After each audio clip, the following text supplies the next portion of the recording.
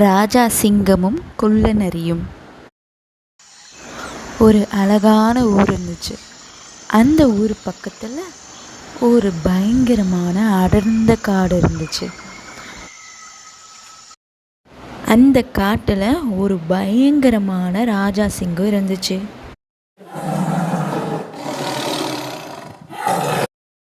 இந்த ராஜா சிங்கத்தை பார்த்தாவே இந்த காட்டில் இருக்க மற்ற விலங்குகளுக்கெல்லாம் ரொம்ப பயமா.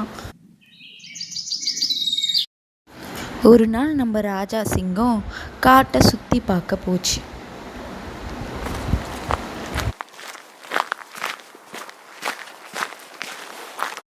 மரத்து மேலே ஒரு அணிலை பார்த்த ராஜா சிங்கம் என் வாயில் துர்நாற்றம் அடிக்குதான்னு கேட்டுச்சு.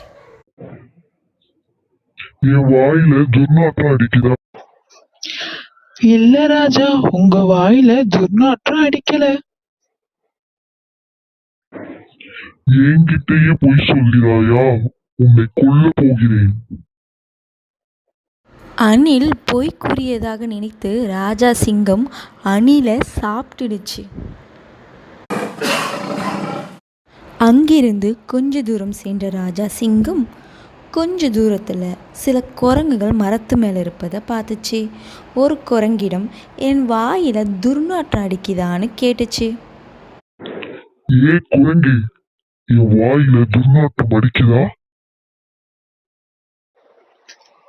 ஆமா ராஜா, உங்க வாயில துர்நாற்றம் தான் அடிக்குது.